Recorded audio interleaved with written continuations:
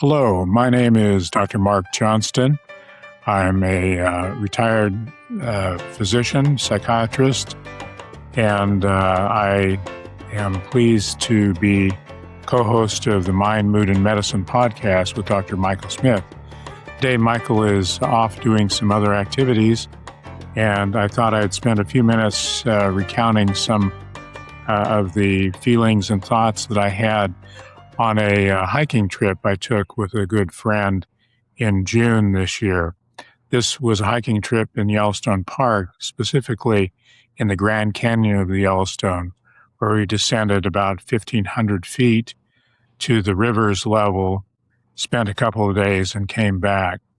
And I think maybe this is owing to getting a little older, but I think a number of kind of ideas came my way, kind of comparing or contrasting some of the realities just of day-to-day living with taking a hike.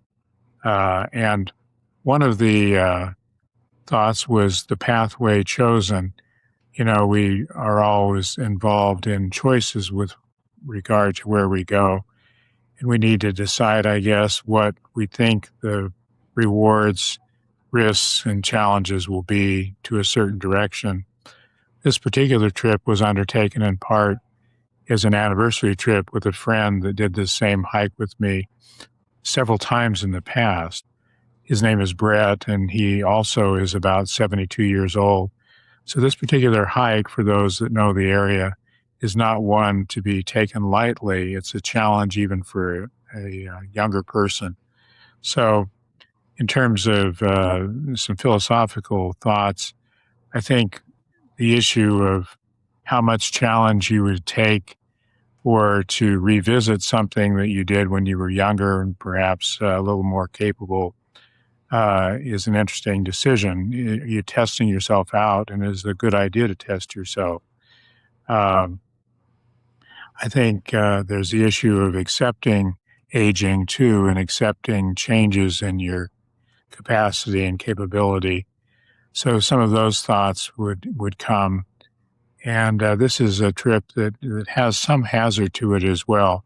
So the issue is that an appeal? There are people that, seek out some degree of challenge and risk to give something more pizzazz for them. And there are some people whose dopamine levels is something from my background as a physician and interested in CNS studies, aware of, and you might have heard, some of you in the audience, that there are some people that require more stimulation to get the same kind of arousal or satisfaction from an experience. I'm kind of glad personally that I'm not a solo free climber, in that I need that level of stimulation to kind of feel alive and energized. In any event, the trail itself was an interesting trail in terms of the value of the journey and the particular pathway chosen. It's a spectacular area that's satisfying to the senses, and it's satisfying with regard to the physical exertion and so forth of the trip too. I think walking in that environment, hiking in that environment, very satisfying. I think pacing oneself is another thing that came to me that's kind of a philosophical connection to life generally. What kind of pace are you going to take, and how much are you going to essentially kind of challenge yourself with the idea that you're expecting that you complete the journey in a certain time period.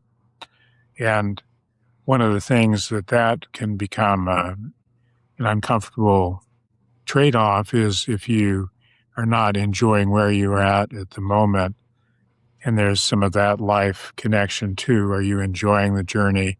Are you able to be satisfied with where you're at the moment? Or is it only a destination that will provide the satisfaction when you get there?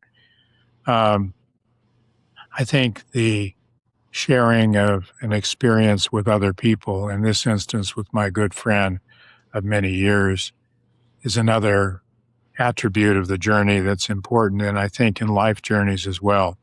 Who are you doing the journey with? Who are you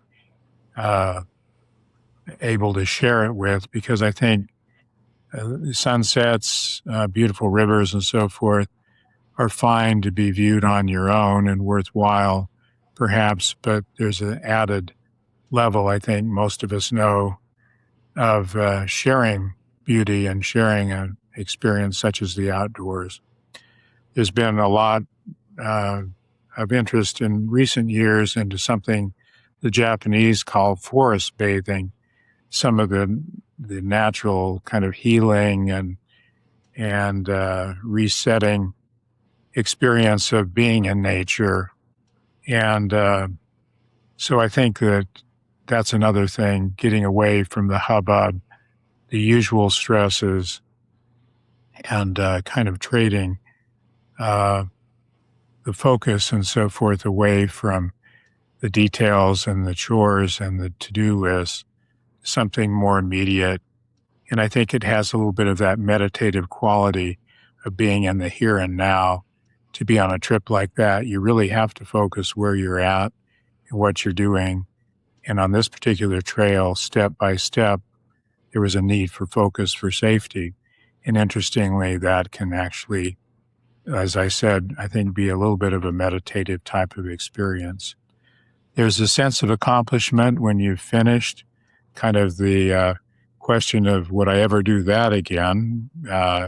We ran across a couple of younger people that had taken the same trip a few years ago, and one guy was describing how he was not feeling well for a day or so after he got back. And I guess we felt satisfied that we'd prepared, my friend and I, for this trip. It had gone as we'd hoped for. We caught a couple of good-sized cutthroat trout in the Yellowstone River at the bottom of the canyon. We certainly feel that we paid our dues to be able to fish in a good fishing hole.